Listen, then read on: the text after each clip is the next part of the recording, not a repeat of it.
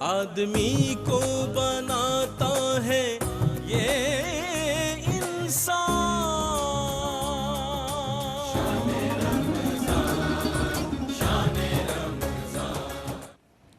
بسم اللہ الرحمن الرحیم. مولا یا صلی وسلم دائماً ابدا علی حبیبک خیر الخلق کلہم. ناظرین کرام، نعمت افطار میں پروگرام قرآن کی روشنی اور آپ کا میزبان سرور حسین نقشبندی حاضر خدمت ہے. آج انشاءاللہ ہم ایک اور نئے موضوع پہ اپنے مہمانوں سے رہنمائی لیں گے، لیکن نعمت افطار کا آغاز حمد کے اشعار سے کرتے ہیں، اور یہ آپ کی خدمت میں پیش کرتے ہوئے ہمارے ظہیر صاحب جو ڈائریکٹر ہیں ان کی ایک فرمائش تھی کہ شکر کے موضوع پہ کچھ اشعار کہے جائیں، تو یہ اس وقت کہے تھے، آج میرے سامنے آئے تو میں نے کہا آپ کی خدمت میں پیش کیا جائے. پیدا کیا انسان تیرا شکر ہے مولا، پیدا کیا انسان تیرا شکر ہے مولا، سکھلایا ہے قرآن تیرا شکر ہے مولا.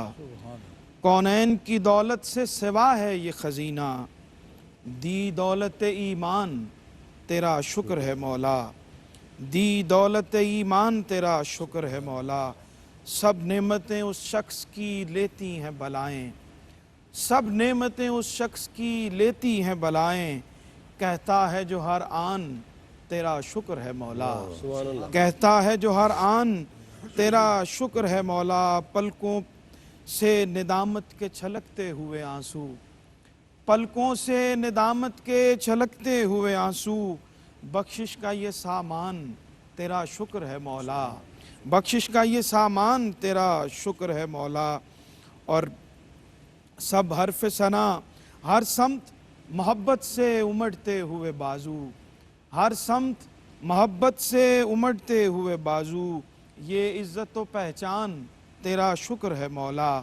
ہر کوئی یہاں کار مشقت میں پڑا ہے، گر زیست ہے آسان تیرا شکر ہے مولا، گر زیست ہے آسان تیرا شکر ہے مولا. کرتا نہیں مایوس مجھے تجھ پہ توکل، رکھ لیتا ہے تو مان تیرا شکر ہے مولا. پیدا کیا انسان تیرا شکر ہے مولا، سکھلایا ہے قرآن تیرا شکر ہے مولا. آج کا جو ہمارا موضوع ہے اس کی مناسبت سے یہ اشعار میرے سامنے آئے تو اس لیے میں نے آپ کی خدمت میں پیش کر دی. آج موضوع ہے قرآن اور انسان. بہت اہم موضوع ہے، اور انسان کے لیے اللہ تعالیٰ نے ہر چیز کو پیدا کیا، اور انسان کے لیے یہ کہا کہ اس کو اپنے لیے پیدا کیا ہے، اور اس کے اندر بہت سارے راز پنہاں ہیں. اس کو مسجود ملائک بھی بنایا گیا، اس کو آسانی تقویم کا تاج بھی پہنایا گیا، پھر اس کو اسفل السافلین بھی کہا گیا، اس کو جھگڑا کرنے والا بھی کہا گیا، اس کو جلد باز بھی کہا گیا، اس کو ناشکرہ بھی کہا گیا. بہت ساری باتیں، اور حضرت اقبال کے ہاں جو ان کی شاعری میں ہمیں انسان کے موضوعات ملتے ہیں وہ بڑے زبردست ہیں. انشاءاللہ اس پہ ہم پروگرام کے دوران بات کریں گے، لیکن آئیے مہمانوں کی طرف چلتے ہیں. جناب مفتی محمد رمضان سیالوی صاحب تشریف فرما ہیں، خطیب جامع مسجد داتا دربار، اور نعمت افطار کا مستقل حصہ ہیں، ہماری رہنمائی کرتے ہیں. جناب قاری محمد یونس قادری صاحب ہمارے ساتھ روز موجود ہوتے ہیں، اور ARYQ TV کے پریزنٹر بھی ہیں، اور دیگر پروگراموں میں آپ ان کی زیارت کرتے ہیں، ان سے اس پروگرام میں ہم رہنمائی لیتے ہیں. جناب خواجہ غلام قطب الدین فریدی صاحب تشریف فرما ہیں، زیب آستانہ عالیہ خواجہ محمد یار فریدی گڑھی اختیار خاں. آپ بھی ہماری رہنمائی کے لیے اکثر موجود ہوتے ہیں، اس پر ہم شکر گزار ہیں اور خوش آمدید کہتے ہیں. آج ملک پاکستان کے ممتاز محترم ثنا خاں اور جناب حضرت اعظم چشتی رحمۃ اللہ علیہ کے رنگ اور انداز کو زندہ رکھنے والے جناب عبدالوحید چشتی صاحب، آپ کو بھی خوش آمدید کہتے ہیں، اور گزارش ہے بسم اللہ آغاز کیجیے.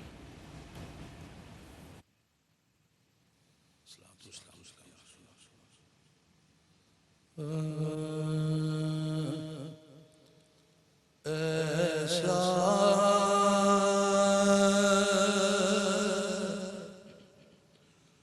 کوئی محبوب نہ ہوگا، نہ کہیں ہے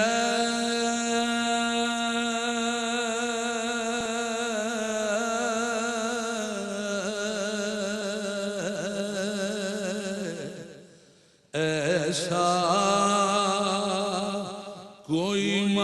محبوب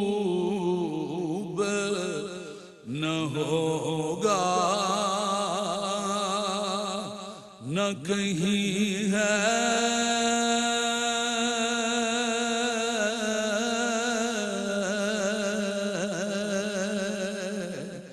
بیٹھا ہے چٹائی پہ مگر عرش نشیں ہے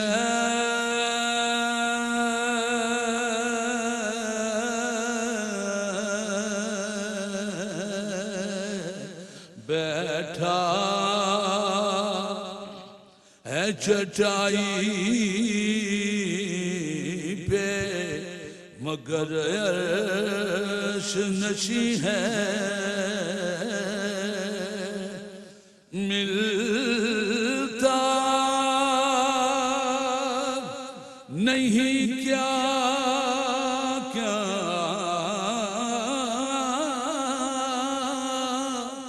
دو جہاں کو تیرے در سے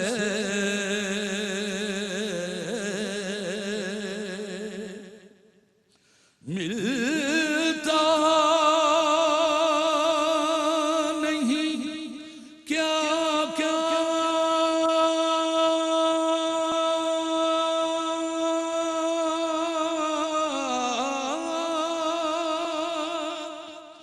دو جہاں کو تیرے در سے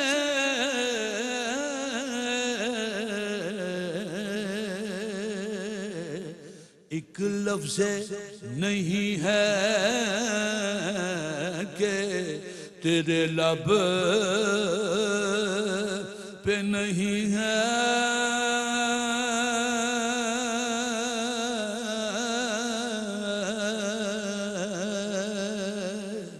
ایک لفظ نہیں ہے کہ تیرے لب پہ نہیں ہے ہر ایک کو میسر کہاں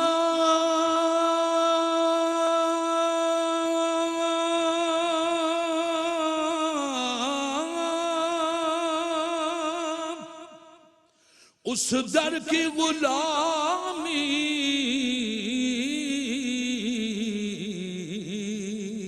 ہر ایک کو میسر کہاں اس در کی غلامی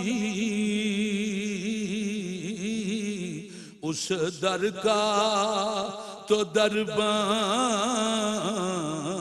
بھی جبریل امی ہے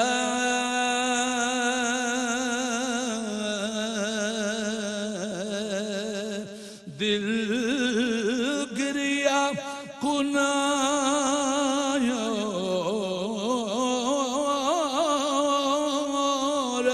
نظر سوئے مدینہ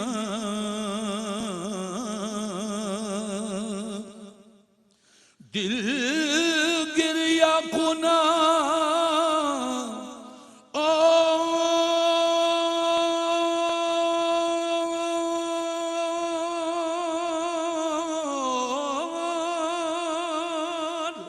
نظر سوئے مدینہ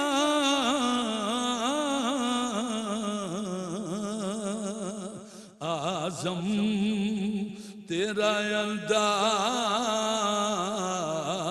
طلب کتنا ہنسی ہے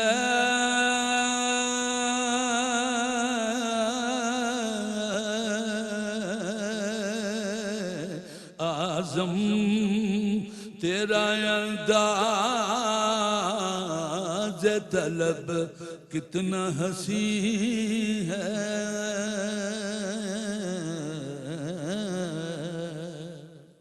سلامت رہیے جناب اور جناب اعظم چشتی رحمۃ اللہ علیہ کی یقیناً یاد جو ہے وہ تازہ ہو گئی۔ مفتی صاحب، گفتگو کا آغاز کرتے ہیں۔ قرآن اور انسان ہمارا موضوع ہے۔ قرآن کریم انسان کی حقیقت کو، اس کی عظمت کو کس طرح سے بیان کرتا ہے؟ بسم اللہ الرحمن الرحیم۔ سرور بھائی، اگر اس عنوان کے مطابق قرآن مجید کا اگر ہم مطالعہ کریں تو 4 چیزیں سامنے آتی ہیں، اور وہ چاروں کی چاروں چیزیں انسان سے ہی تعلق رکھتی ہیں۔ بظاہر یہ کہا جاتا ہے، سمجھا جاتا ہے کہ انسان 2 چیزوں کا مجموعہ ہے، روح اور جسم۔ اب ان دونوں چیزوں میں اگر ہم غور کریں تو جو انسان کا جسم ہے وہ بذات خود اپنی تمام تر تفصیلات، اپنی تمام تر جزیات اور اپنے تمام تر اعضاء اور اس کے اندر جو اللہ رب العزت نے اپنی قدرت کے مظاہر رکھے ہوئے ہیں، وہ سارے کے سارے ایک ایسا منظر پیش کرتے ہیں کہ اللہ رب العزت خود دعوت دیتا ہے کہ وفی انفسکم افلا تبصرون، تم خود اپنے آپ میں غور کیوں نہیں کرتے۔ یہ ایک تو پہلو، یہ جسمانی پہلو ہے جسم کا۔ اس کے بعد جو روح ہے، اللہ رب العزت نے اس کے مراتب اور اس کو بھی ذکر کرتے ہوئے کہ یسألونک عن الروح قل الروح من امر ربی وما اوتیتم من العلم الا قلیلا، اور جو اس کے بعد انسان کے اس روحانی اعتبار سے جو قلب اور نفس اور اس کے مراتب اور وہ جو اس کی روحانی چیزیں ہیں، نفس امارہ ہے، پھر اس کے بعد نفس لوامہ ہے، پھر نفس مطمئنہ ہے، پھر نفس راضیہ ہے، پھر نفس مرضیہ ہے، ان ساری چیزوں کو بھی قرآن نے موضوع بنایا ہے۔ جو ہے یہ بھی قرآن مجید کی روشنی میں انسان کے اندر اللہ رب العزت کی جو عظمت تخلیق اور اس کا ایک مظہر ہے جو انسان میں ہمیں نظر آتا ہے۔ تیسری چیز یہ ہے کہ ان دونوں چیزوں کے اندر پھر جو صفات رکھی ہوئی ہیں اللہ رب العزت نے، جو انسانی جسم اور روحانی جسم کے اندر الگ کمالات کا جہان ہے، اس کے استعمال کے بعد، اس کو استعمال میں لانے کے بعد، جس کا آپ کہہ لیں کہ عروج اور کمال یہ ہے کہ اللہ تعالیٰ فرماتا ہے کہ اللہ الذی سخر لکم الفلک لتجری فی البحر بامرہ، ٹھیک، اور زمین و آسمان کو انسان کے لیے مسخر کر دیا جانا، اور اللہ رب العزت کی قدرتوں کا انسان کے اندر کار فرما ہونا۔ اب اس پوری تفصیل کو اگر انسان اپنے آپ میں غور کرتے ہوئے، یعنی اپنے جسمانی اعضاء، اس کی خصوصیات، اس کے کمالات، پھر اپنی روح، اور روح کے اندر انسانی روحانی جو کمالات اور اس کی جو طاقت ہے، اس کی جو پرواز ہے، اگر ہم اس کے اوپر غور کرنا شروع کر دیں تو ایک ایک چیز اس میں ایسی ہے کہ انسان جو ہے، اگر ہم یہ کہیں کہ اللہ رب العزت کی تمام مخلوقات اس کی عظمت و کبریائی کا پتہ دیتی ہیں اور نشان ہے اس کا، لیکن ان تمام تر کمالات اور صفات کا اگر مظہر اتم اگر ہمیں کوئی بنیادی طور پہ نظر آتا ہے تو حضرت انسان ہے، اور اس کا کمال اور عروج بصورت بشریت، بصورت روحانیت نبی کریم صلی اللہ علیہ وسلم کی۔ بالکل ٹھیک ہے خواجہ صاحب، نہ تو زمین کے لیے ہے نہ آسماں کے لیے، جہاں ہے تیرے لیے تو نہیں جہاں کے لیے۔ حضرت انسان ہمارا موضوع ہے، اور قرآن کریم کی نسبت سے کیا ارشاد فرماتے ہیں اس موضوع؟ جی بسم اللہ الرحمن الرحیم۔ شکریہ سرور صاحب۔ اللہ تعالیٰ بہت خوبصورت ہے، اللہ جمیل، اس نے اپنے بارے میں خود فرمایا کہ میں بڑا جمیل ہوں، اور جمیل کی ایک خوبصورتی، ایک تقاضا ہوتا ہے جو خوبصورت ہوتا ہے۔ عارف رومی فرماتے ہیں کہ پریرو تاب مستوری ندارد، جو خوبصورت ہوتا ہے اس کو جتنا چھپاؤ وہ چھپ نہیں سکتا، وہ چاہتا ہے اپنے آپ کو میں ظاہر کروں۔ تو وہ ظاہر اس ذات کا بھی یہ تقاضا تھا، اس کی خواہش تھی کہ میں بھی اپنے آپ کو ظاہر کروں۔ وہ کس چیز میں ظاہر کرے؟ اس کے لیے ایک آئینہ ضرورت تھا۔ وہ آئینہ یہی تھا جس میں اس نے اپنے آپ کا ظہور فرمایا اور اپنے آپ کو اس میں اس نے دیکھا۔ ایک بات تو یہ تھی، اور پھر اس کو اس قدر باکمال بنایا ہے۔ ایک تو اس کو بڑا خوبصورت بنایا ہے، کیونکہ اللہ جمیل ویحب الجمال، وہ خود بھی جمیل ہے اور پسند بھی جمال کو کرتا ہے۔ ایک بزرگ تھے جو قبلہ مفتی صاحب کی طرف جب آرائش و زیبائش کرتے تھے اور وہ شانہ فرماتے تھے، تو اس کے بعد پھر وہ شیشے کو دیکھتے تھے، شیشے کو دیکھتے پھر کہتے تھے فتبارک اللہ احسن الخالقین، اللہ نے کیسا خوبصورت انسان کو بنایا۔ تو انسان میں ایک تو یہ بات ہے کہ اس کو اپنے دیکھنے کا آئینہ بنایا، اس کو خود بھی جمیل تھا اور جو آئینہ بنایا ہے اس کو بھی سراپا جمال بنایا۔ دوسری بات یہ ہے کہ اس کو جب یہ پیدا کرنے لگا انسان کو تو اللہ تعالیٰ نے فرشتوں سے ذکر فرمایا، مشورہ نہیں فرمایا تمہارا مشورہ کیا ہے، اتنا ذکر فرمایا انی جاعل فی الارض خلیفہ، میں زمین میں ایک خلیفہ بنانے والا ہوں۔ تو انہوں نے آگے سے کہا اتجعل فیہا من یفسد فیہا ویسفک الدماء ونحن نسبح بحمدک ونقدس لک، ہم تیری تسبیح بیان کرتے ہیں، یہ تو فتنہ فساد پھیلائے گا اور خون ریزی کرے گا۔ تو اس پر اللہ تعالیٰ نے ان کو امتحان میں ڈال دیا۔ کس امتحان میں ڈالا؟ یہاں پہ آپ سے ابھی چھوٹے سے بریک کے بعد آپ سے گفتگو یہیں سے جوڑتے ہیں۔ ناظرین، بریک کا وقت ہے، بہت اہم موضوع ہے اور بڑے اہم مرحلے پہ ہم پہنچے ہیں، لیکن یہاں سے ہم آغاز کرتے ہیں ایک چھوٹے سے وقفے کے بعد۔ جی ناظرین، خوش آمدید کہتے ہیں بریک کے بعد آپ کو، اور بریک پہ وقفے پہ جانے سے پہلے ایک امتحان کا ذکر ہو رہا تھا اور خواجہ صاحب گفتگو فرما رہے تھے، وہیں سے سلسلہ جوڑیے پھر۔ جو میں عرض کر رہا تھا کہ جب فرشتوں نے یہ کہا کہ پروردگار عالم، از خود انہوں نے مشورہ دیا کہ یا اللہ تو جن کو پیدا کر رہا ہے تو فتنہ و فساد کریں گے اور خون ریزی کریں گے، تو اللہ تعالیٰ نے فرمایا انی عالم و ما لا تعلمون، جو میں جانتا ہوں وہ تم نہیں جانتے۔ اس کے بعد ان کو ایک امتحان میں ڈال دیا، اور امتحان میں یہ تھا کہ اللہ تعالیٰ نے فرشتوں سے یہ کہا کہ ان سب چیزوں کے نام بتاؤ، اس کا نام کیا ہے، اس کا نام کیا ہے، اس میں۔ اور اس سے پہلے اللہ تعالیٰ نے علم آدم الاسماء کلھا، اس کی کرم نوازی یہ ہوئی کہ اس نے پرچہ پہلے آؤٹ کر دیا، ان سب کو بتا دیا کہ ان کے نام کیا ہیں۔ اور پھر حضرت آدم علیہ السلام نے ان تمام چیزوں کے نام بتا دیے۔ فرشتوں کو ان چیزوں کا علم نہیں تھا، ان کے ناموں کا، انہوں نے کہا سبحانک لا علم لنا الا ما علمتنا، ہمیں جو تو نے بتایا ہے وہی علم ہے، اس کے علاوہ ہمیں کچھ علم نہیں۔ تو اس طرح فرشتوں سے علم میں حضرت انسان نے فوقیت حاصل کر لی خدا کے دیے ہوئے علم سے۔ حضرت شیخ سعدی علیہ رحمت نے فرمایا بنی آدم از علم یابد کمال، ناز حشمت و جاہ و مال و منال، علم کو، انسان کو جو فوقیت حاصل ہے وہ علم کی وجہ سے ہے۔ یہاں علم کی اہمیت بھی اس میں واضح ہوگی۔ بالکل ٹھیک ہے قاری صاحب، گفتگو کو اسی تسلسل میں تھوڑا سا آپ بھی آگے بڑھائیے، اور پھر اولاد آدم ہے ساری کی ساری انسانیت، اور اس کا ذکر بھی خاص طور پہ قرآن کریم میں موجود ہے، کیا فرماتے ہیں اس سوال؟ جی سرور، بہت شکریہ۔ وہ کہتے ہیں کہ فرشتہ مجھ کو کہنے سے میری تحقیر ہوتی ہے، میں مسجود ملائک ہوں، مجھے انسان ہی رہنے دو۔ انسان کا رتبہ بہت بلند ہے، حضور قبلہ خواجہ قبلہ نے، قبلہ مفتی صاحب نے بہت خوبصورت بنیاد عطا فرمائی ہے، اور میں ہمیشہ وہیں سے رہنمائی لیتا ہوں الحمدللہ۔ رب کائنات نے حضرت آدم سے ہی ساری کائنات کو آگے پھیلایا ہے۔ سورہ نساء کی پہلی آیت کے اندر رب کائنات نے فرمایا یا ایھا الناس اتقوا ربکم الذی خلقکم من نفس واحدۃ وخلق منها زوجها وبث منهما رجالا کثیرا ونساء واتقوا اللہ الذی تساءلون به والارحام ان اللہ کان علیکم رقیبا۔ تو رب کائنات نے فرمایا کہ اللہ سے ڈرو کہ جس نے تمہیں ایک نفس سے پیدا کیا ہے، پھر اسی نفس سے جوڑے بنائے، پھر اسی جوڑوں سے رب کائنات نے رجالا و کثیرا، بہت سے مرد اور عورتوں کو پیدا کیا ہے۔ فرمایا پھر اللہ سے ڈرو، اور اس اللہ سے ڈرو جس کے نام پر تم ایک دوسرے سے سوال کرتے ہو، اور قرابت داروں سے تعلق نہ توڑو، رب تمہارے اوپر نگران مقرر ہے۔ تو یہاں حضرت انسان کی عظمت بیان کی گئی ہے، اور آدم علیہ السلام سے پوری کائنات کو رب کائنات نے وجود عطا فرمایا۔ یہاں ایک بات میں عرض کرنا چاہوں گا، حضرت انسان کا ذکر آج ہو رہا ہے، اور قرآن کا کائنات کا موضوع ہی حضرت انسان ہے، اور رب کائنات نے حضرت انسان کا ذکر کرتے ہوئے قرآن پاک ایک مقام پہ فرمایا، سورہ انفطار میں قیامت بپا ہونے کا جب ذکر کیا، اس کے بعد فرمایا یا ایھا الانسان ما غرک بربک الکریم۔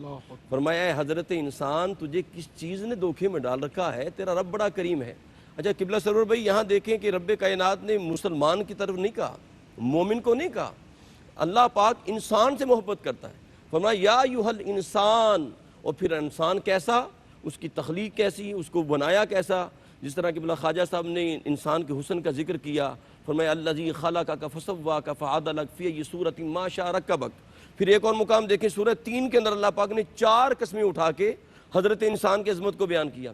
فرمایا والتین والزیتون وطور سینین وہذا البلد الامین لقد خلقنا الانسان فی احسن تقویم، فرمایا مجھے انجیر کی قسم ہے، مجھے زیتون کی قسم ہے، مجھے طور سینا کی قسم ہے، مجھے امن والے شہر کی قسم ہے۔ یہ 4 قسمیں یاد فرما کے اللہ پاک نے انسان کی عظمت کو بیان کیا۔ فرمایا لقد خلقنا الانسان فی احسن تقویم، کہ رب نے تجھے کیسا حسن کے سانچے میں ڈالا ہے۔ سبحان اللہ سبحان اللہ۔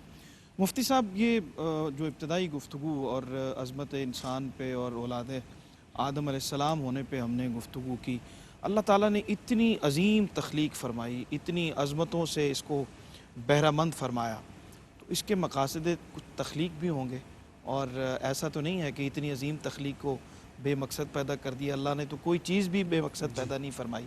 مقصد تخلیق انسان کو کس طرح سے اللہ نے عطا فرمایا؟ ایک تو اللہ تعالیٰ نے قرآن مجید میں خود فرمایا کہ ربنا ما خلقت هذا باطلا، دعا کی شکل میں، کہ کوئی بھی چیز اللہ رب العزت جو ہے اس کی تخلیق فرمائی ہے وہ حکمت سے خالی نہیں ہے، وہ بلا مقصد نہیں ہے۔ اور یہ تو دنیا کا بھی اصول ہے، کوئی بھی انسان کسی بھی ایسی چیز کی کوشش نہیں کرتا کہ جو بلا مقصد ہو۔ ٹھیک۔ اور اللہ رب العزت، اور پھر اس کے بعد اس کی تخلیق کا یہ پوری مخلوقات میں سے اس کی تخلیق کا جو کامل مظہر ہے وہ اللہ رب العزت نے حضرت انسان کو بنایا۔ اور اس کے مقاصد تخلیق اللہ رب العزت نے قرآن مجید میں، اگرچہ ہم اس پہ ایک اور پروگرام میں کچھ بات کر بھی چکے ہیں کہ وما خلقت الجن والانس الا لیعبدون، ٹھیک۔ یہ سارا کچھ عطا کرنے کے بعد اللہ رب العزت نے فرمایا کہ میں نے تمہیں اپنی عبادت کے لیے پیدا کیا ہے۔ ٹھیک۔ اور یہاں عبادت کا مفہوم اپنے وسیع تر معنی میں ہے۔ وسیع تر معنی میں یوں ہے کہ جب عبادت کا لفظ آتا ہے تو یہ سمجھا جاتا ہے کہ شاید اس سے مراد نماز، روزہ، حج، زکوٰۃ، تسبیح، اذکار، تلاوت اور یہ چیزیں ہیں، تو پھر انسان ایک غیر بیانہ روی کی صورت میں جاتا ہے کہ پھر اس کا مطلب ہے کہ باقی جو امور دنیا ہیں، جو اس کے اوپر باقی ذمہ داریاں ہیں، اور انسان تو وہ ہے کہ اس کے اوپر خود اس کی اپنی ذمہ داری ہی نہیں ہے، جو اس کے متعلقین ہیں، اور زندگی کے گزرتے ہوئے سفر میں جو جو حقوق اس کے ساتھ متعلق ہوتے چلے جاتے ہیں، بیوی بچوں کی صورت میں، اولاد کی صورت میں، معاشرتی سطح پر، معاشی سطح پر، بلکہ صرف یہی نہیں بلکہ قومی اور ملی سطح پر، بلکہ عالمی سطح پر، تو انسان جو ہے اس نے ہر چیز کو لے کے چلنا ہے۔ تو وقت گزرنے کے ساتھ ساتھ اس کے اوپر جو ذمہ داریاں عائد ہوتی ہیں ان کو بھی اچھے طریقے سے ادا کرنا، ٹھیک، یہ بھی عبادت ہی ہے۔ اور اس کی اگر مزید تفسیری اور تحقیق میں چلے جائیں تو عبادت کا مفہوم یہ ہے کہ وما خلقت الجن والانس الا لیعبدون ای لیعرفون، اپنی معرفت کے لیے پیدا کیا ہے۔ ٹھیک۔ اور وہ معرفت کے جو ذرائع ہیں وہ متعدد ہیں، معرفت کے ذرائع متعدد ہیں۔ اس کے لیے کہا جاتا ہے کہ انسان کو اگر سمجھ نہ آئے تو بڑی لمبی لمبی تقریروں سے بھی سمجھ نہ آئے، اور جب اللہ رب العزت انسان کے دماغ میں اس کی ہدایت کے لیے کسی چیز کو پیدا کرنا چاہے تو ایک جملہ ہی کافی ہو جاتا ہے اس کے لیے کہ وہ کس چیز سے وہ یکدم اس کو وہ انقلابی کیفیت میں آتا ہے، کہ اس کے انقلابی کیفیت میں آنے کے بعد پھر وہ اپنے مقصد حیات کو بھی سمجھتا ہے، اور اس کو پانے کے لیے پھر وہ آگے اپنا سفر طے کرتا ہے۔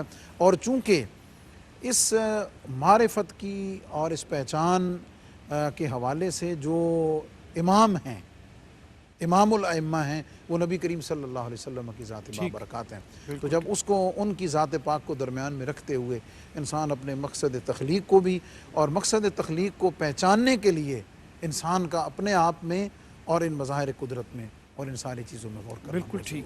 خواجہ صاحب، انسان کا جو دل ہے اس کے حوالے سے کہ اللہ تعالیٰ نے اپنے وجود کے حوالے سے یہ فرمایا کہ کائنات کی وسعتوں میں وہ نہیں سما سکتا لیکن مومن کے دل میں وہ سما سکتا ہے، تو انسان کے اندر کتنے راز اس نے رکھے ہوئے ہیں کہ اپنی جو پھر اس کی شہرک سے بھی زیادہ وہ قریب ہے، اتنا قرب اور اپنی موجودگی جو ہے وہ مومن کے دل کے اندر سما جانے کی، وہ دل دریا سمندروں ڈونگے کون دلاں دیاں جانے ہو، یہ کتنے راز اس کے اندر رکھے ہوئے ہیں، اس سے کسی نہ کسی سے آپ کچھ یوں تو 2 حرفوں سے بن جاتا ہے دل، ٹھیک، لیکن اس میں 2 جہاں کا راز ہے۔ سبحان اللہ، واہ واہ واہ، سبحان اللہ۔ اللہ تعالیٰ نے اس کے بنانے کی جو وجہ ہے اور اس کی عظمت ہے اس کو دنیا پہ آشکار فرمایا۔ ٹھیک، وہ ایک مرحلہ تھا کہ اللہ تعالیٰ نے فرمایا انا عرضنا الامانۃ علی السماوات والارض والجبال، ہم نے اپنی ایک امانت پیش کی، عرضنا یعنی پیش کرنا ہے، ٹھیک، کتنے اہتمام ہے اس میں، زمینوں پر، آسمانوں پر، پہاڑوں پر کہ میری امانت کو اٹھا لو، فابین ان یحملنھا، سب نے انکار کر دیا۔ اس میں کہیں ذکر نہیں ہے کہ ہم نے انسان کو بھی پیش کیا یا انسان کو ہم نے صلہ ماری، کہیں نہیں ہے۔ اس نے اپنے آپ آگے ہوا، اس نے کہا لو جو امانت کوئی نہیں اٹھاتا وہ میں سر پہ اٹھا لیتا ہوں۔ حافظ شیرازی علیہ رحمت نے فرمایا آسماں بار امانت نہ توانست کشید، قرائے فال بنا میں من دیوانہ زدند، کہ اس کا قرآ مجھ جیسے دیوانے کے نام نکل آیا جو آسمان بھی نہیں اٹھا سکا، زمینیں بھی نہیں اٹھا سکی۔ اچھا، اب وہ ایک سوال تو یہاں یہ ہے، میں تھوڑی سی اجازت چاہوں گا وقت کی، بسم اللہ۔ کہ ایک سوال تو یہاں یہ ہے کہ وہ امانت کیا تھی۔ ٹھیک، یہ بڑا پیچیدہ سوال ہے کہ وہ امانت تھی کیا۔ وہ صوفیہ فرماتے ہیں وہ امانت محبت کی تھی۔ سبحان اللہ، سبحان تو حافظ شیرازی علیہ رحمت نے بھی اسی چیز کو بیان فرمایا۔ وہ کہتے ہیں کہ فرشتہ عشق نداند کے چیست، فرشتے کو پتہ نہیں ہے کہ علم کیا ہے، قصہ مخاں یہ بات ہی نہ کر، بخواہ جام شراب بخا کے آدم ریز، یہ محبت کا پیالہ لے جا اور آدم کی مٹی پہ ڈال لے، اگر اس کو اٹھا سکتا ہے تو وہ اٹھا سکتا ہے۔ واہ، تو اب یہ جو انسان ہے اس کے بارے میں اللہ تبارک و تعالیٰ نے پھر یہ فرمایا جو آپ کا سوال تھا کہ میں نہ زمینوں میں سما سکتا ہوں نہ آسمانوں میں سما سکتا ہوں، میں سما سکتا ہوں تو بندہ مومن کے دل میں سما سکتا ہوں۔ اب وہ دل جو ہے وہ کون سے دل میں ہوتا ہے؟ دل تو سب کے پاس ہوتا ہے۔ تو اللہ تعالیٰ فرماتا ہے انا عند منکسرۃ القلوب، میں ٹوٹے ہوئے دلوں میں ہوتا ہوں۔ قتیل شفائی کا ایک شعر نظر کرتا ہوں کہ وہ خدا ہے کسی ٹوٹے ہوئے دل میں ہوگا، واہ، اس مسجدوں میں اسے ڈھونڈو نہ کلیساؤں میں، کیا وہ ملتا ہے تو یہ ٹوٹے ہوئے دلوں میں ملتا ہے۔ کیا بات ہے، سبحان اللہ، سبحان اللہ۔ قاری صاحب، انسان کا جو مزاج ہے اس میں بہت تنوع ہے، اور ہم انسانوں کے مجموعی رویوں کا اگر مشاہدہ کریں، مطالعہ کریں تو ہمیں اس میں بہت تنوع نظر آتا ہے، بہت اس میں تبدیلی نظر آتی ہے۔ کوئی سرکشی کی طرف مائل نظر آتا ہے، کوئی نیکی کی طرف مائل نظر آتا ہے، کوئی محبت کی طرف مائل نظر آتا ہے۔ تو ایک یہ جو اتنے مزاج اللہ نے بنائے ہیں، عادات و خصائل مختلف انسانوں کی بنائی ہیں، یہ ایک بہت دلچسپ موضوع ہے۔ کچھ اس حوالے سے ارشاد فرمائیں۔ قبلہ سرور بھائی، بہت خوبصورت سوال ہے۔ اور دیکھیں یہ جو طبیعتیں ہوتی ہیں بڑی مختلف ہوتی ہیں۔ اگر آپ شریعت موسوی دیکھیں یا شریعت عیسوی دیکھیں، کہیں جمال نظر آتا ہے، کہیں جلال نظر آتا ہے۔ پھر آپ خود سرکار دو علیہ وسلم کے غلاموں کو دیکھیں، جس طرح قرآن نے ذکر کیا، محمد رسول اللہ والذین معہ اشداء علی الکفار رحماء بینہم، اس میں کچھ سخت بھی ہیں اور کچھ جناب بڑے نرم بھی ہیں۔ اور یہ سختی نرمی یہ جو طبیعتوں کے اندر ہوتی ہے، یہ بھی اللہ پاک کی بارگاہ سے انعام عطا ہوتا ہے۔ مثال کے طور پر ایک طبیعت میں سختی ہے، اس سے کوئی ایسی بات سرزد ہو جاتی ہے، پھر رب کائنات کیا فرماتے ہیں والکاظمین الغیظ والعافین عن الناس واللہ یحب المحسنین۔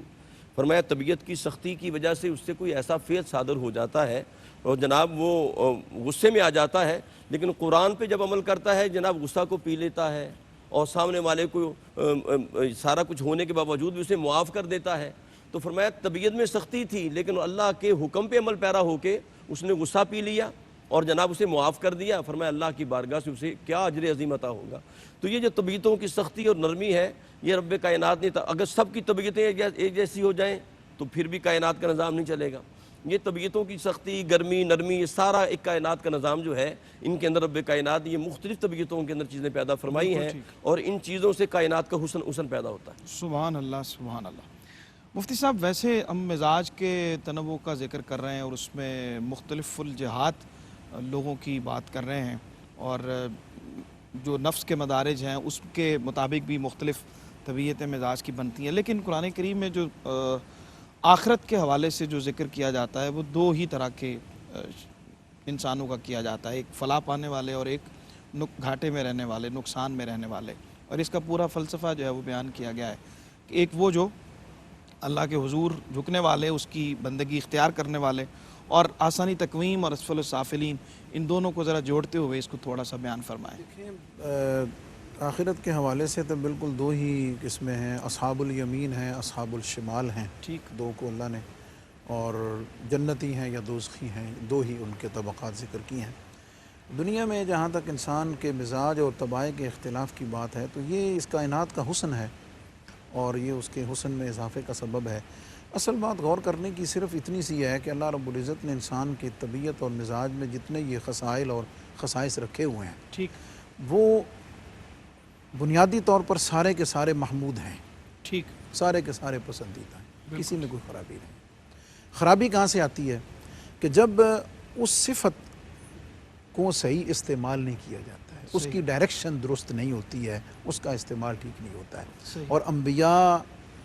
اور انبیاء کی اتباع میں، حضور علیہ السلام کی اتباع میں، علماء، صوفیاء، اہل اللہ، اہل نظر، یہ سارے کے سارے بنیادی طور پر اگر ان کی تربیت کا فوکس دیکھیں آپ، تو وہ انہی طبائع اور مزاج کے اندر جو بے اعتدالی ہے نا، وہ بنیادی طور پر اس کی تربیت کر کے اسے اعتدال میں ہی لے کر آتے ہیں اس پروسیس سے گزرنے کے بعد۔ بالکل ٹھیک، یہیں سے دوبارہ جوڑتے ہیں اور ایک بہت اہم سوال ہے خواجہ صاحب سے انشاءاللہ واپس آ کے کرتے ہیں، اس پہ یقیناً ہماری کچھ نہ کچھ رہنمائی فرمائیں گے۔ علامہ نے فرمایا کہ تجھے الجھن نہ ہو تو کھول کر کہہ دوں، وجود حضرت انسان نہ روح ہے نہ بدن۔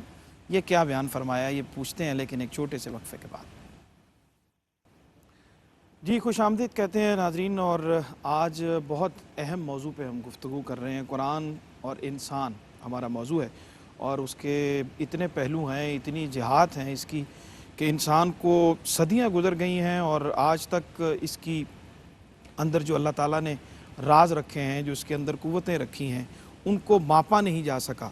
تو پھر اس کی پوری تخلیق کے دائرے کو ہم کس طرح سے سمجھ سکتے ہیں؟ بریک پہ جانے سے پہلے مفتی صاحب ایک اہم پہلو کی طرف اشارہ کر رہے تھے، اس کو مکمل کر لیجئے پھر آگے بڑھتے ہیں۔ یہ ہے کہ انسان کے اندر جتنی صفات اللہ نے رکھی ہیں وہ سب اچھی ہیں، محمود ہیں۔ ٹھیک، خرابی آتی ہے جب ان کو مس یوز کیا جاتا ہے، یا آؤٹ آف کنٹرول ہوتی ہیں، یا وہ ایک حد سے جب کراس کر جاتی ہیں، اسفل السافلین کے درجے میں چلا جاتا ہے۔ نظام تربیت جو اسلام کا دین کا ہے، وہ بنیادی طور پر انہی چیزوں کو کنٹرول میں کرنے کا ہے، یا ان کی ڈائریکشن کو درست کرنے کا ہے۔ صرف ایک مثال دیتا ہوں، محبت ہے انسانی فطرت میں اللہ رب العزت نے رکھی، اس کا ایک بہت بڑا، اس کی فطرت کا ایک بہت بڑا عنصر ہے جو اللہ رب العزت نے پیدا فرمایا۔ اب یہی محبت اگر دنیا کے ساتھ ہو جائے تو اللہ تعالیٰ اسے لغو اور بیکار قرار دیتا ہے، ساری برائیوں کی جڑ قرار دیتا ہے۔ اور اگر یہی محبت اللہ اور اس کے محبوب علیہ السلام سے ہو جائے تو اس سے بڑی کوئی نعمت نہیں ہو جاتی۔ سبحان اللہ۔ تو یہ اصل میں اسی طرح غصہ اگر اللہ اور اس کے رسول کے لیے ہے، دین کے لیے ہے، ناموس رسالت کے لیے ہے تو محمود ہے، اپنی ذات کے لیے ہے، ظلم اور زیادتی کے لیے ہے تو ظاہر ہے وہ غیر محمود ہے۔ تو یہ اسی طرح ساری چیزیں بالکل ٹھیک۔ اپلائی کر سکتے ہیں۔ خالد صاحب بریک پہ جانے سے پہلے علامہ کا ایک شعر میں نے آپ کی خدمت میں، اور آپ کی موجودگی کا فائدہ اٹھاتے ہوئے کوئی نہ کوئی میں تصرف کرنے کی گستاخی کرتا ہوں، اور انہوں نے ایک شعر میں کہا ہے کہ تجھے الجھن نہ ہو تو کھول کر کہہ دوں، وجود حضرت انسان نہ روح ہے نہ بدن۔ اور انسان تو روح اور بدن کا مجموعہ ہے، لیکن وہ کہتے ہیں کہ اگر کھول کر بتاؤں تو یہ اس سے کچھ اور چیز ہے۔ سرور صاحب اس سوال کے جواب میں تو بہت بڑی وسعت ہے، ٹھیک۔ میں اختصار کے ساتھ آپ کو اشارہ کرتا ہوں، آپ اس سے ذرا سمجھ جائیں گے۔ اللہ رب العزت نے فرمایا میں نہ زمینوں میں سما سکتا ہوں، نہ آسمانوں میں سما سکتا ہوں، میں بندہ مومن کے دل میں سما سکتا ہوں۔ ٹھیک، تو جب یہ دل میں سما سکتا ہے اور کہاں دل میں کہاں رہتا ہے، وہ فرمایا وَإِذَا سَأَلَكَ عِبَادِي أَنِّي فَإِنِّي قَرِيبٌ، ٹھیک، میرے بندے مجھ سے سوال کریں تو میں قریب ہوں۔ پروردگار عالم کتنا قریب ہے، فرمایا نحن اقرب الیہ من حبل الورید، میں شارگ سے بھی زیادہ قریب ہوں۔ ٹھیک، جب انسان کو یہ علم ہو جائے کہ وہ مجھ میں بھی رہتا ہے اور میری شارگ سے بھی زیادہ قریب ہوتا ہے، تو پھر اس کے دل میں یہ خیال آتا ہے یہ پردہ داری ہے کیا تماشا، مجھی میں رہ کر مجھی سے پردہ تباہ کرنا اگر ہے مجھ کو نقاب اٹھا اور تباہ کر دے۔ تو اس کی وجہ وہ بیان کرتے ہیں کہ وہ ذات یہ ارشاد فرماتی ہے کہ یہ اصول ہے کہ جو چیز بہت زیادہ قریب ہو جائے وہ نظر نہیں آتی، ٹھیک، قرب حجاب ہوتا ہے۔ قرب ایجاب ہوتا ہے۔ مثلا آپ اگر سرمے کو ہتھیلی پہ رکھ لیں تو آپ کو نظر آ جائے گا، آپ کو آنکھ کے قریب کرتے چلے جائیں تو نظر آتا چلا جائے گا، لیکن اگر سرمہ آنکھ میں پہنچ جائے تو آنکھ کو سرمہ نظر نہیں آتا، کیونکہ وہ کمال قرب کو حاصل ہو چکا ہے، کر چکا ہے۔ اور پھر اس کے دیکھنے کا اگر شوق ہو کہ مجھے سرمہ کیسا لگ رہا ہے تو پھر ایک آئینہ ہوتا ہے سامنے، جس آئینے میں اس کو دیکھتا ہے۔ تو اللہ تعالیٰ نے انسان کو اپنے دیکھنے کا آئینہ بنا کر بھیجا سبحان ہے، اللہ۔ پھر یہ اسی کے شایع نشان ہوگا جب یہ اپنے تمام علائق سے، اپنے جو رذائل سے، جو چیزوں سے جب اپنے آپ کو پاک کر لے گا تو پھر وہ نہ روح ہوگا نہ پھر وہ بدن ہوگا، پھر اس کے دیکھنے کی، اس کے رہنے کی تو خالق خود فرماتا ہے کہ اس کی زبان بھی بن جاتا ہوں، اس کے ہاتھ بھی بن جی جاتا ہوں، خالص. اور پورے کے پورے وجود کو اپنے اس کی اور ذات اسی کے لیے ساتھ. علامہ اقبال نے کہا کہ اسی کوکب کی تابانی سے ہے تیرا جہاں روشن، زوال آدم خاکی زیاں تیرا ہے یا میرا. واہ اور ایک پیغام میں آپ کی خدمت میں یہ عرض کرنا چاہوں گا آخر میں کہ انسان کا معنی کیا ہے، انسان کس کو کہتے ہیں. ہم نے عام طور پر یہ سمجھا کہ انسان کا ماننا ہے بھولنے والا، وہ کہیں کوئی چیز رکھ کر بھول گیا تو اس لیے اسے انسان کہا جاتا ہے. صوفیاء کے ہاں نزدیک انسان اس کو کہتے ہیں جو اس ذات کی محبت میں اس پوری کائنات کو بھول جائے، اللہ اور یہ اس کا ایک درجہ ہے. پھر اس کا اگلا مرتبہ یہ ہے کہ اس کی محبت میں پھر اپنے آپ کو بھول جائے، ٹھیک یہ دوسرا مرتبہ ہے.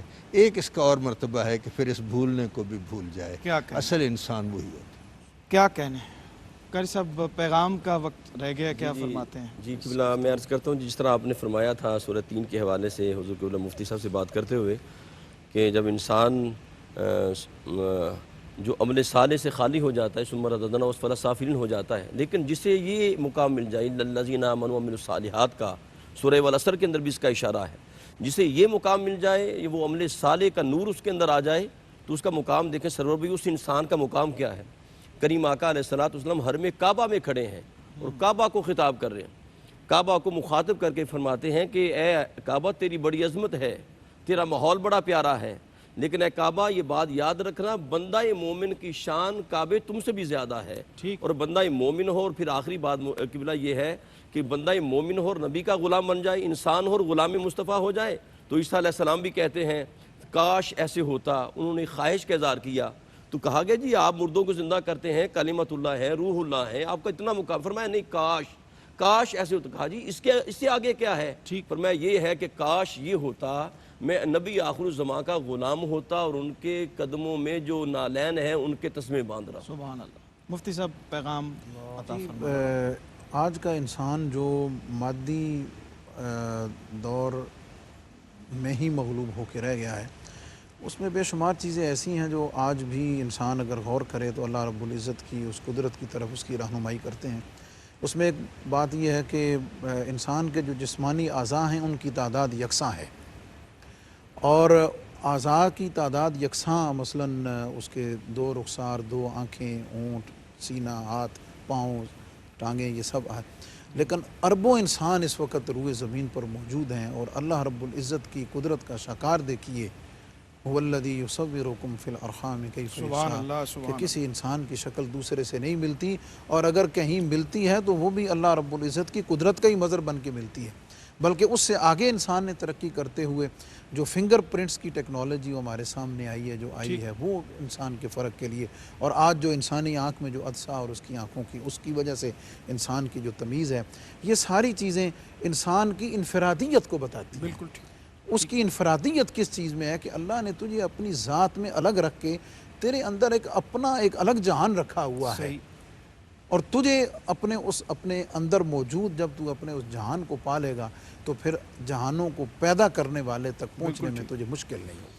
اپنے من میں ڈوب کر پا جا سراغ زندگی، تو میرا نہیں بنتا تو نہ اپنا تو بن. بہت شکریہ جناب مفتی محمد رمضان سیالوی صاحب، جناب قاری محمد یونس قادری صاحب، جناب خواجہ غلام قطب الدین فریدی صاحب، اور جناب عبدالوحید چشتی صاحب. سب مہمانوں کا بہت شکریہ.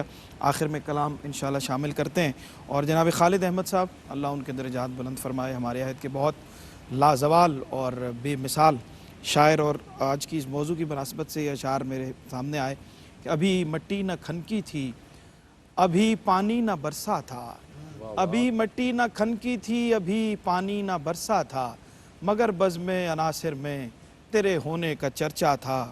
زمیں معمور ذکر زندگانی تھی، مگر آقا ابھی آدم تھا بے چہرہ، اسے چہرہ بھی دینا تھا. ابھی آدم تھا بے چہرہ، اسے چہرہ بھی دینا تھا. وہ کیسی خاک تھی، کس نور کا اعجاز تھا آقا، جسے ایک روز تیرا نقش پا بن کر چمکنا تھا، جسے ایک روز تیرا نقش پا ہو کر چمکنا تھا. میرے سید، میرے ہادی، میرے آقا، میرے مولا، محبت میں کسی کے پاس کہنے کے لیے کیا کیا تھا. اور در و دیوار جہاں سروے چراغاں تھے، مگر خالد در و دیوار جہاں سروے چراغاں تھے مگر خالد، دیا جو دل میں روشن تھا وہ کاغذ پر نہ جلتا تھا. ابھی مٹی نہ کھنکی تھی، ابھی پانی نہ برسا تھا، مگر بزم عناصر میں تیرے ہونے کا چرچا تھا. کل تک کے لیے اجازت دیجیے، انشاءاللہ ایک نئے موضوع کے ساتھ اپنے مہمانوں کے ساتھ آپ سے پھر ملاقات ہوگی. قرآن کی روشنی میں ہماری نشریات کراچی اسٹوڈیوز سے جاری رہیں گی. میزبان سرور نقشبندی کو اجازت دیجیے. اللہ نگہبان. بسم اللہ. خواجہ صاحب کی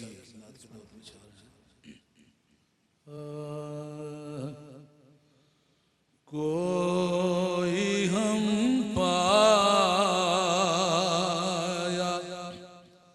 نہ ثانی تیرا کونین میں ہے، کوئی ہم پایا نہ ثانی تیرا کونین میں ہے، تجھ سا بے سایہ نظر آیا نہ دارین میں ہے، تجھ سا بے سایہ گور میں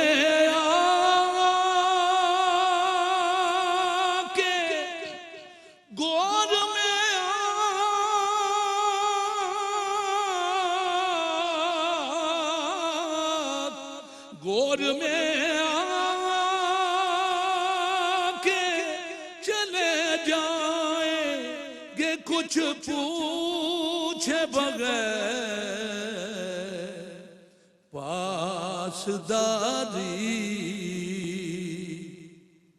پاسداری تیری نسبت کی نکیرین میں ہے، پاسداری تیری نسبت کی نکیرین میں ہے، جن کے انوار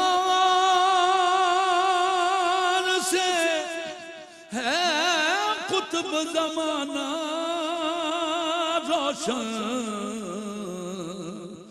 جن کے انوار سے ہے قطب زمانہ روشن، ہے وہی نور جو صبتین کریمین میں ہے، وہی نور عرش اعلیٰ کا بھی، عرش اعلیٰ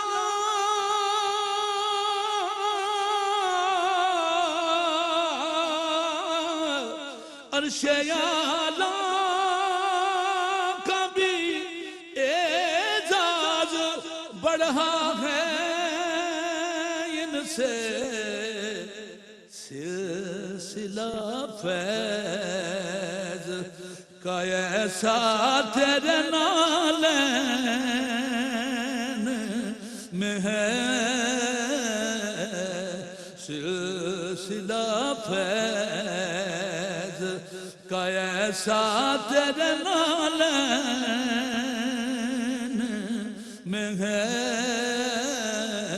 تجھ سا بے سایہ نظر آیا نہ دارین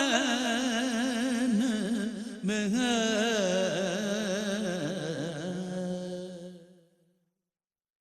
آدمی کو بنا